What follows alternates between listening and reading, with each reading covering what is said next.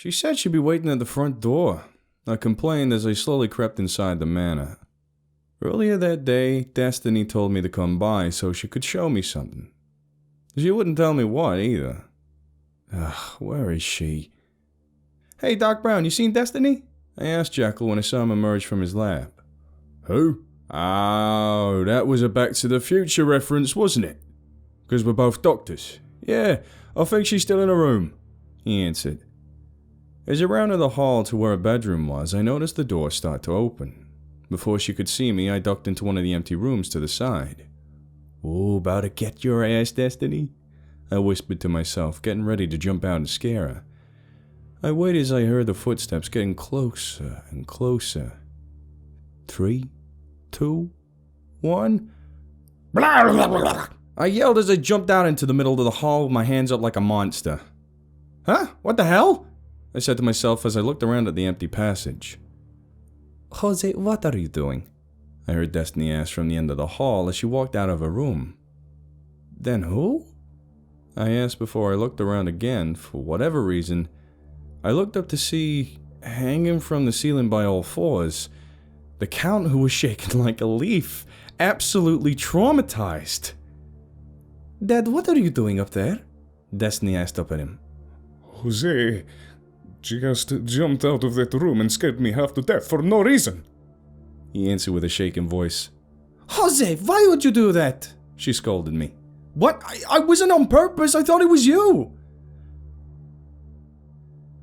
I never thought your dad would be so bad with jump scares of all people, I said once we got him down off the ceiling and was sitting in her room.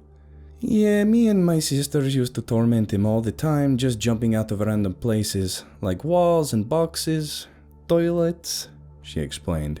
I think he's still a little shell-shocked from it. Well, you being an absolute nightmare child aside, what do you want to show me? I asked her. Oh yeah, look what I got, she exclaimed, pulling a bunch of small papers out.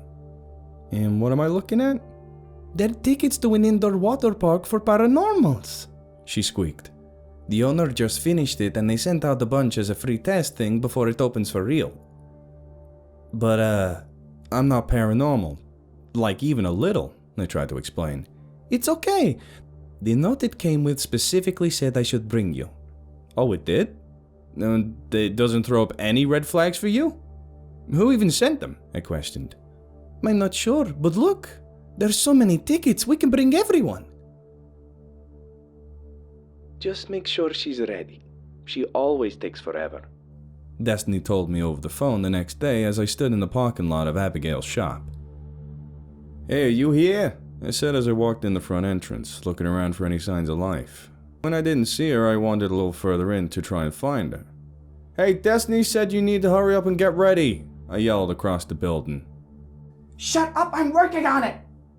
I heard a shrill voice shout out from the back. What the hell is this? I asked in confusion when I walked into the back and saw her setting up some strange contraption of multiple mirrors in a very specific order whilst wearing a bathrobe. No, really, I need to know. I'm getting a tan before I go, she stated bluntly. Now hold this, she added, handing me a canvas tarp bundled into a square. Push these outside, carefully, she also instructed, pointing to a utility door towards the back. Once the mirror monstrosity was outside and positioned according to her exact specifications, she shouted through the side door. Now hold the tarp up in front of the mirrors and close your eyes. What? Why? What are you even about? Just do it! She yelled over me. So I did what she said and unfolded the tarp before raising it up and closing my eyes. Okay, I got it. Now what? I asked before I heard a patter of small feet run across the concrete, followed by a series of ow, ow, ow, ow, hot, hot, hot, hot, hot, hot, as a sizzling sound accompanied by the smell of something starting to cook reached me at the same time. Not thinking, I opened my eyes to see what was going on, which was an ass-naked Abigail hopping in circles in front of the mirrors. Ah, I'm so sorry! I woke up to a now fully dressed and noticeably tanner Abigail dragging me into the shop building by my ankle. One job. You had one job. Hold the tarp up and don't look, she growled as she dropped my leg to the floor next to her. My bad, I groaned as I rubbed my pounding head. It's Fine, I guess. Nothing that people haven't seen before, she said. Fine? Then why'd you knock me out? You know people only get so many concussions before their brain turns to pudding, right? I barked at her, causing my head to thump even harder. I panicked. Sue me. Here's some aspirin, she responded, handing me a few pills and some water. Why naked, though? I asked once I swallowed the tablets. No tan lines, obviously. Oh, how stupid of me. It's just hard to remember you're like 3 days older than My bad. Anyway, have you got everything together? Destiny's supposed to be here with everyone else soon, I asked as I wandered aimlessly around the back of the shop. Hey, wait, do you live here? Yeah, so? She answered like there was nothing unusual. What do I need a house for when I have a perfectly good building full of movie props right here? Ignoring the fact that I was pretty sure that this was some kind of zoning conflict with that, I reached into my pocket for my phone to text Destiny. When are you gonna be here? Abigail is being Abigail. How many people are in there? I yelped when Destiny finally pulled up to the entrance and saw that the entire, what do you call it? The part of the hearse where they put the body? Anyway, that part was crammed full of people. It's just Risa, Madison, Jackal, and... Relic? What the hell are you doing here? I suddenly shouted over Destiny when I noticed him flickering in the back. Destiny asked if I wanted to come, so I did. He answered bluntly. But won't the water mess with your, whatever? I'm not a toaster. He started using his tone to point out how stupid my question actually was. Jekyll too? I asked as he got out of the back opening.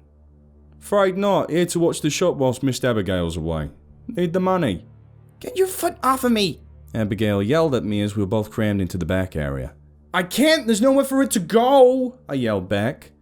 Don't make us turn this car around, Madison teased from the front. I'll give you $20 right now to bite her ear off, I said to Abigail as I cut my eyes at Madison. No thanks, I'm full right now, she answered, adjusting her sunglasses a little bit. You don't have to wear those in here. The windows are tinted, remember? Destiny said to her when she noticed. Sorry it's so cramped. These weren't really made for a lot of people. So where is this place? I mean, water parks kind of stick out on their own. Where the hell are you gonna hide one full of paranormal creatures? I asked as Destiny carted us along. Seems a little suspicious if you ask me. Oh, of course. I sighed as I recognized the parking lot we pulled into. It was right beside the entrance to Sobek's lair? Yeah, it's a lair. It says on the thing that the main entrance isn't ready, so we have to go around the back, Destiny explained. That's what she said! Me and Madison both said at the same time, making each other mad that we both thought of it. Are you both 12 or something? Rissa asked from the front as we all started to wiggle and retch ourselves out the back. Will one of you with super strength please help with this goddamn cooler? I yelped as I tried to drag it out of the back, almost pulling it on top of me as I tripped and stumbled backwards. Jesus, could you be any more pathetic? Abigail scolded as she snatched away from me, causing the contents to shift around with a loud clatter. Yeah, just you wait, I thought to myself. The only one who knew that the following week I'd be starting the evaluation process to be one of Fudo's vassals. Ryan had already warned me that Fudo was much more selective about who he accepted and did everything he could to weed out anyone he didn't consider up to par, which made me worry what someone like him, the physical embodiment of big dick energy, would expect out of someone like me. But I kept remembering the airheaded girl that was with him that one day. Seemed like if she could pass, maybe I could too. What are you thinking about? Rissa asked when she noticed me staring into the void for a second. Oh, I just thought about all the craziness we went through the other day, I lied. Not ready to tell anyone about my attempt in case I didn't make the cut for whatever reason. I mean, if nobody sees you fail, did you? How's your neck doing? I asked Destiny. It still stings a little, but that stuff Hook's wife made is really great. I don't think it's going to look as bad as I thought it would. I need to thank her sometime.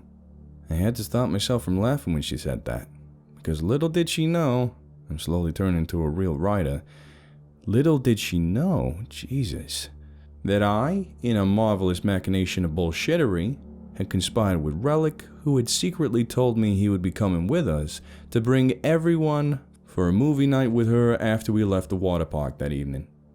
I'd realized that Rissa never got to go because she was still in the bike when I went, and I had never made good on watching movies with Tiger Lily either. So I decided to work everything out to bring everyone, yes, even Abigail, to pay her a visit.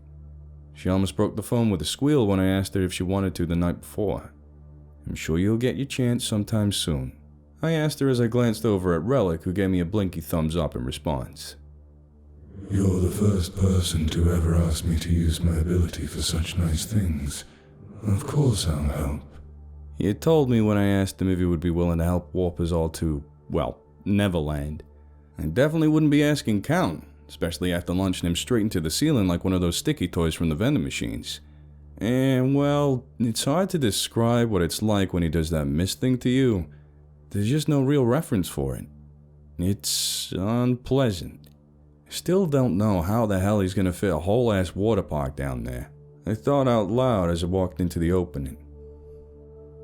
Well, he did build an entire baseball park down here without anyone knowing, Relic pointed out. What are you two talking about? Destiny asked. Oh right, remember the sewer dragon I thought was behind Rissa's death? This is his crib. This was where we did the baseball thing that you never came to, I explained. I didn't know I was invited, she growled back. You never asked. That doesn't make any sense, she argued. Children, Rissa warned as we continued down the passage. After about 100 yards, we came upon a sign with a water splash on it as an arrow pointing further down the way. Assuming it had something to do with the water park, because, you know, the water, and the tunnel literally only went one way, we kept going. Look, there's the baseball park, I pointed out as we walked by the entrance, now completely dark without the artificial lights illuminating the inside. About the time I said that, we heard voices from behind us in the tunnel. Hey, sounds like there's more people coming this way, I told everybody.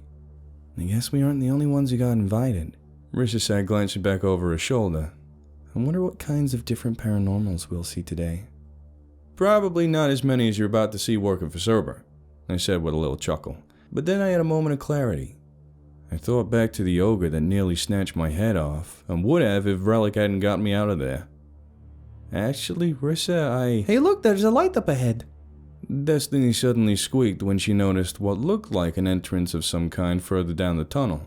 Let's go, she said as she picked up a pace. Yes, I can't wait to float around, Rissa shouted as she ran past me. I guess it can wait, I thought to myself as I watched them scurry to the opening.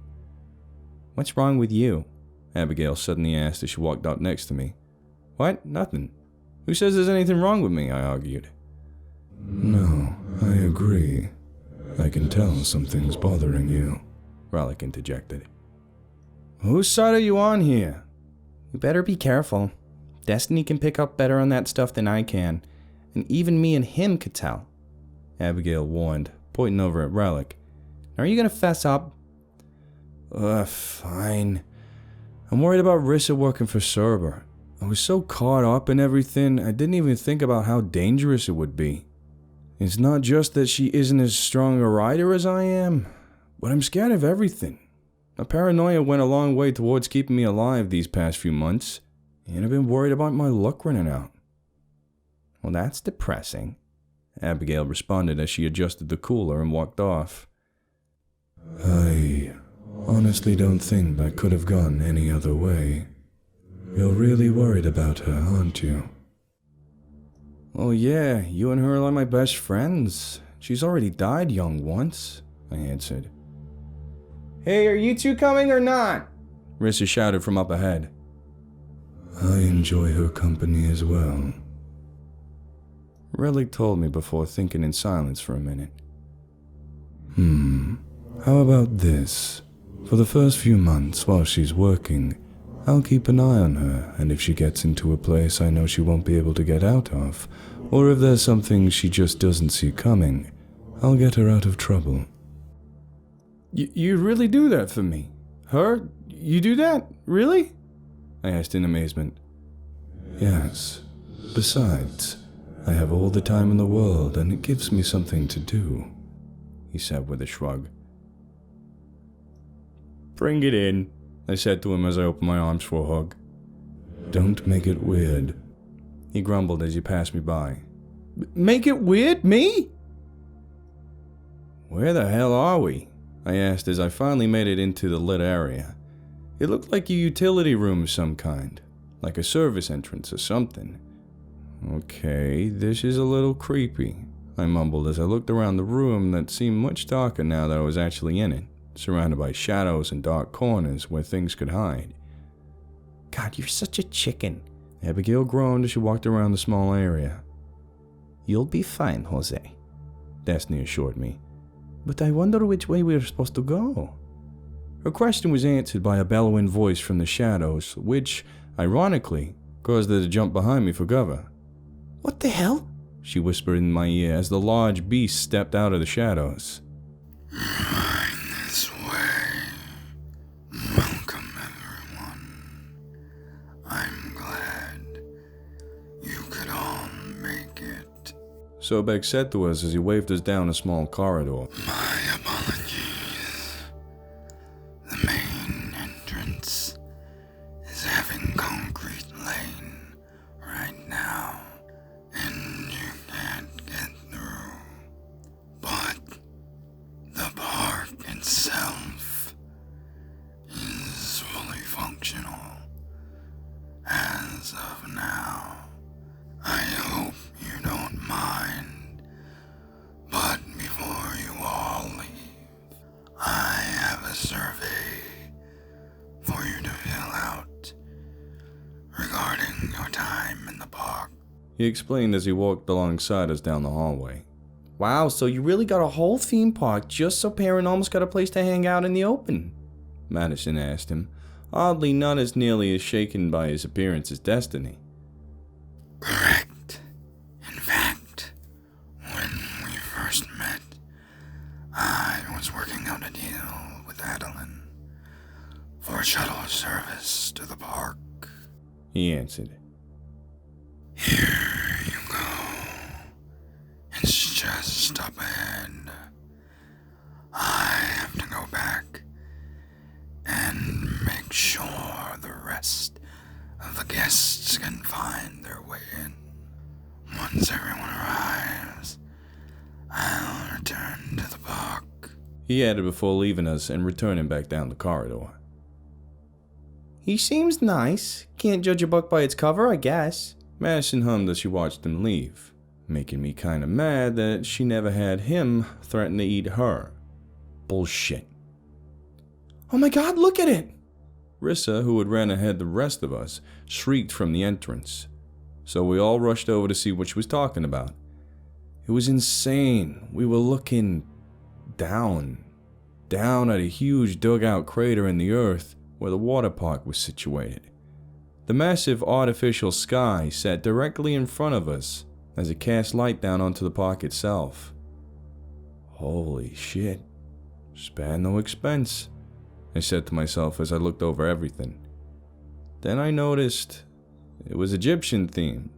A huge Grand Nile water park sign just barely visible way down in the distance. Well, that's pretty cool. Come on, Destiny called to me as they started making their way down the winding path from where we entered. Found the dressing room and the lockers, Abigail shouted from around the corner. Then we all filed in.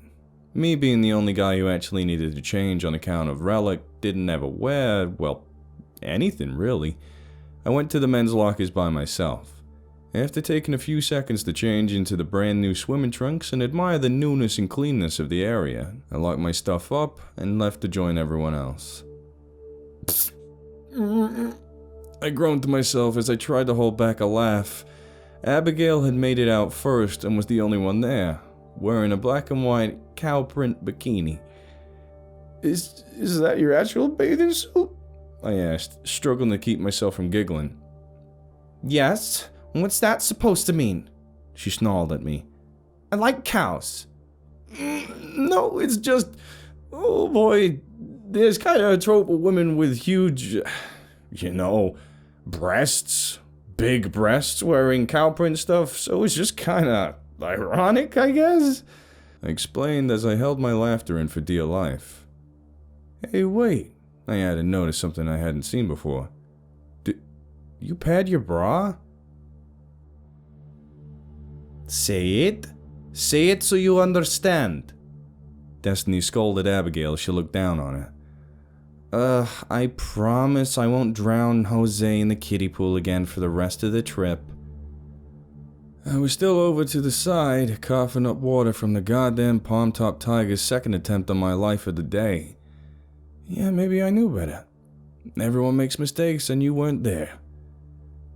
Are you going to be okay, Jose? Still glaring at Abigail, who refused to look her in the eyes. Whoa, what did we miss this time? Rissa asked as her and Madison exited the locker room. Abigail tried to drown Jose for making fun of her new bikini. I did not! I yelled defensively at Destiny. Jose, don't be mean, Rissa scolded. What the hell? I didn't, I started to say, but noticed Abigail cut her eyes over at me with an evil grin. The little bitch, I thought to myself, giving up the fight. I'm hitting the lazy river, I declared in a pissy mood as I stood up from the puddle of water I had expelled from myself. Partly to sulk, but also because I was still sore from the chain incident. Bike crashes can really wreck your shit. If you know, you know.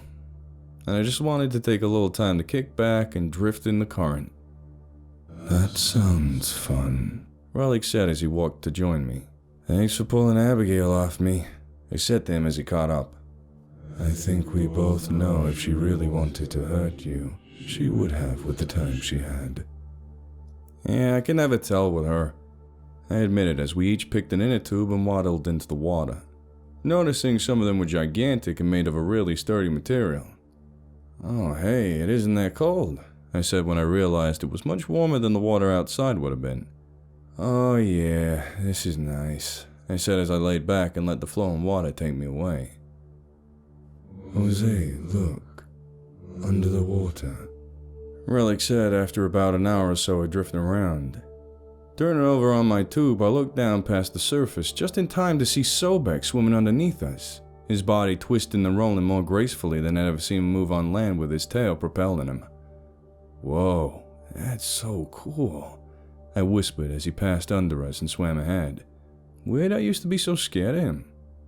You were pretty scared of me at the start, remember? Relic asked as his tube bounced off the side of the river wall. Yeah, I was way off on that one, I chuckled as he ricocheted clumsily off the poolside. What the hell's going on here? I asked as we met back up with everyone else near the lockers later on. Someone stole all of our shit out of the cooler, Madison yelled at me, pointing to the open and now empty cooler. I'm gonna kill him. You'll have to beat me to it, Abigail growled. Okay, can we chill for a second and hold off on the murder? It's some sandwiches and drinks I think will be, I tried to say before I was interrupted by someone else shouting. Hey, where's all my stuff? Oh, great. I can already tell where this is going, I mumbled under my breath. Madison! What the hell are you blaming me for? I didn't take nothing, she argued.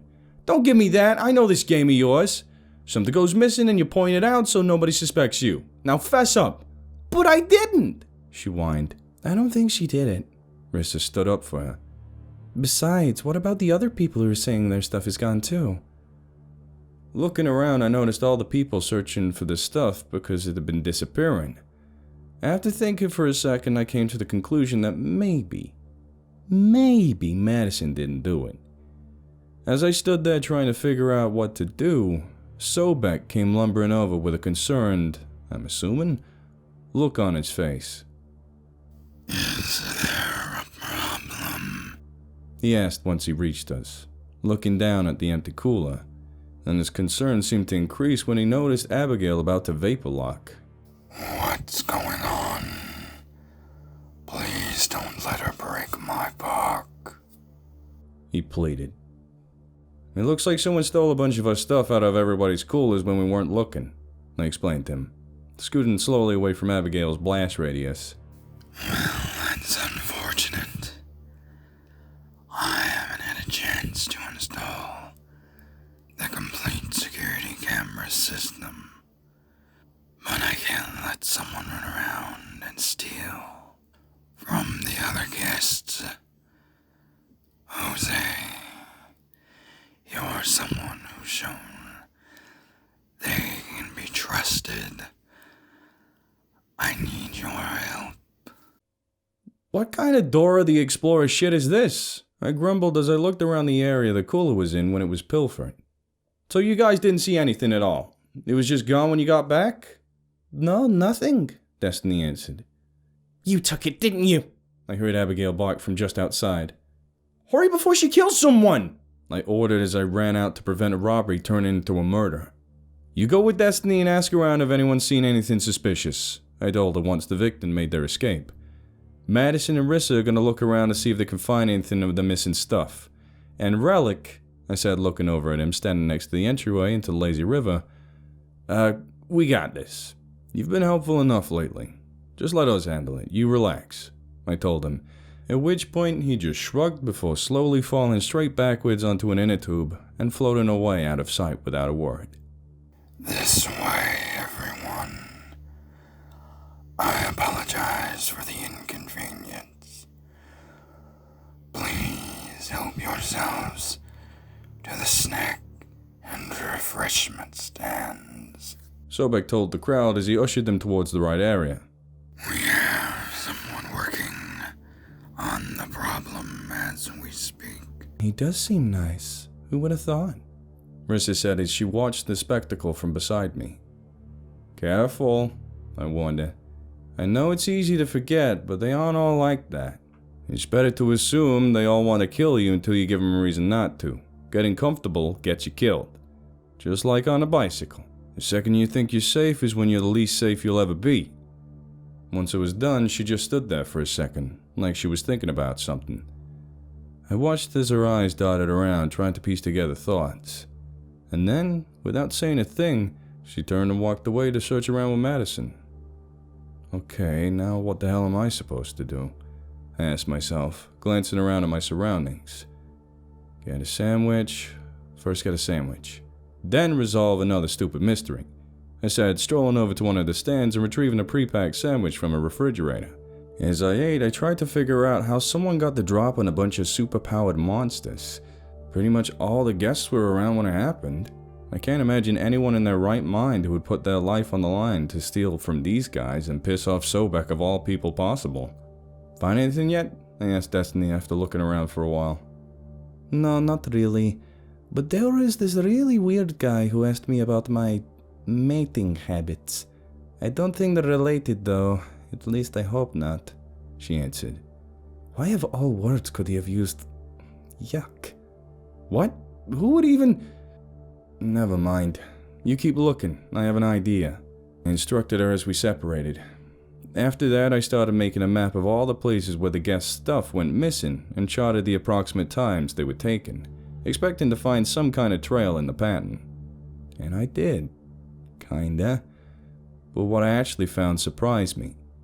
It looked like our stuff was the first to go missing, or at least one of them. So whoever it was started from there and headed elsewhere, taking more along the way to a certain point. I figured that's when the hands got full, so there's a small gap in the thefts for a way. Then they start up again, oddly enough, near the area where we entered. Then, judging by the times, it looks like whoever it was would steal some stuff, take it somewhere, then go back, steal some more, take it back, and so on, for a while until they just stopped. But almost everything that was taken was food. Someone was just taking everyone's food they brought. Once I had a good idea of where to look, I called everyone together to sweep the area. But after a while of looking, nothing turned up. Not until I noticed a discarded candy wrapper on the trail leading up to the back entrance. Hey, has anyone came out of here since this all started? I asked Sobek, pointing up to where the opening would have been. No, not since the last guests arrived. Huh. Follow me. I think I'm onto something. I told everyone as I started up the trail. Look around for anything out of place, I said as we made it to the top and began to comb the dark passage. This is kinda creeping me out, Rissa complained as we searched around the corners into the crannies. Don't be such a baby, I started to say, but was interrupted by the whistle of a fart in the distance. Jose! It wasn't me! I hissed back defensively. That means it had to be. I trailed off as I snuck closer and closer to the source of the sound. Oh, good God. Just like I thought, you fat fuck! I groaned as I walked up on Louie's goblin, sitting in a pile of food and empty wrappers, its gut swollen so big it couldn't even walk. Jose, don't fat shame the goblin. Well, he is pretty round, Destiny said as she walked up beside me. How do you know? I didn't really know. I just had a hunch. Looks like our stuff never made it. You packed our cooler at my apartment, and that little bastard must have crawled in when you weren't looking. When we finally left it alone, a thieving little shit crawled out and started pilfering the park. And since he's so small, he was able to slip around without being seen. Goblin. That explains it. Sobek sighed as he caught up to the rest of us. He didn't put up a fight as we crammed him into a box with a latch to keep him from causing havoc all over the place until Louie could come pick up the damn thing. Once he was gone, we all proceeded to file into the lazy river together this time, exhausted from having to deal with all this bullshit. You're really good at that, you know? Destiny said as she floated by me. At what? I asked, rolling my head over to look at her. Laying in an inner tube. Oh my god, no! I mean figuring stuff out. All that I just ride a bike stuff, that's just a color, isn't it? What do you mean? Ugh, jeez. I mean like you figured out the corporate espionage thing. Or when you came up with the movie thing that night. Or like how you figured out who killed Risa. And today. That was really smart. What you did with the map and the times and everything, I think you just pretend to be useless so nobody expects anything out of you, she explained. Look at you. You have a college education, and you still refuse to do any other kind of job but being a bike messenger. I've never really had to worry about my future or what I have had to do, so I don't think I can say I understand what it's like. But I can tell the more I'm around you that you're usually the smartest person in the room. It's why you pretend to be the dumbest I can't figure. She finished before putting her foot against one of the walls and pushing off, taking off ahead of me. Miss Angeline was right, you two are a lot alike. I sighed, knowing she was probably right. And I wasn't sure either, to tell the truth. I think you're an idiot if it makes any difference, Abigail mocked as she floated by. As she passed Sobek, who had apparently been lurking under us, popped his head up, straight through Abigail's inner tube, lifting her up out of it as she rested atop his head. What are we talking about?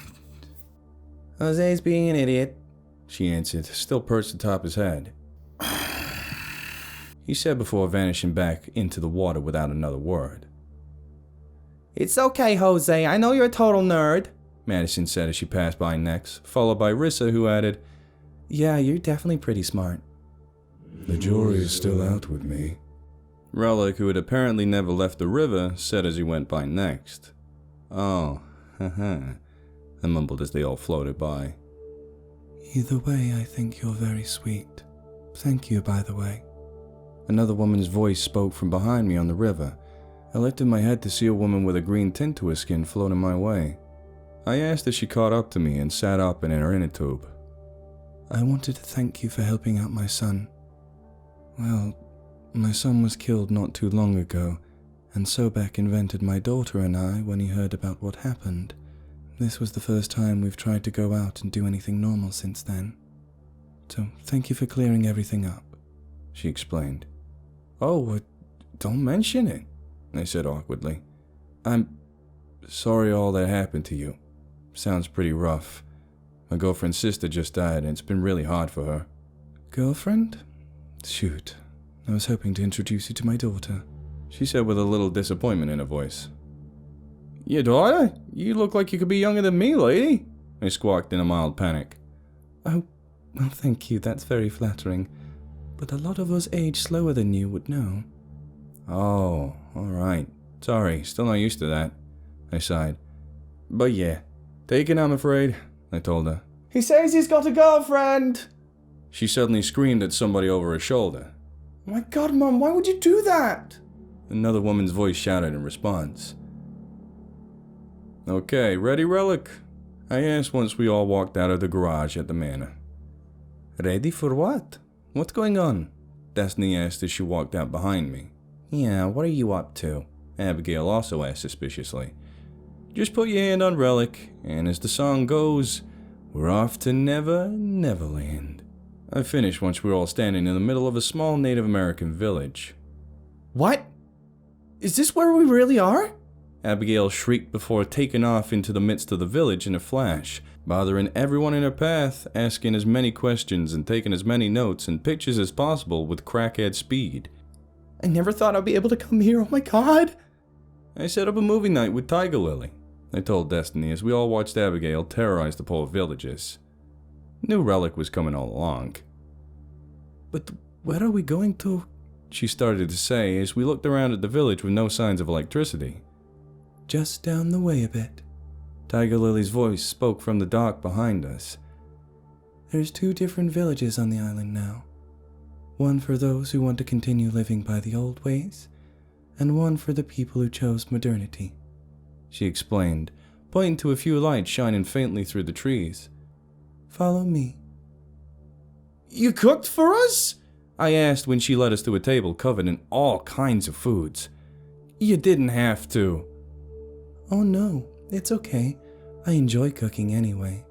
Plus I've been doing it for a very, very long time. So I'm not that bad at it, she assured us as she pulled another small jar from the cabinet and handed it to Destiny. Here, sweetie. This one works better on burns. Jose told me what happened and you were worried about the scar. You really planned everything out, didn't you? She asked me with a smile. So what are we watching after we eat? Oh, hello everyone. What? How are you all here? Hook asked as he strolled into the living room where we were all gathered around the TV. Oh, I suppose that explains it, he added when he saw Relic, who was sat off to the side a little. Sorry I can't stay, I just had to pick up a few things. The Count is busy tonight. I say, what are you all watching? He said once he noticed the original 1953 Peter Pan playing on the screen at just the moment that Captain Hook got into it with the crocodile in the Skull Cave. It's that old Disney Peter Pan movie, Tiger Lily admitted as she looked over the couch at him. I never watched it because I didn't like the idea of you being a villain. But now that I watch it, I don't think you are. Not in this one, at least. What do you mean? He finally asked, slowly walking around the couch to sit on the arm next to her.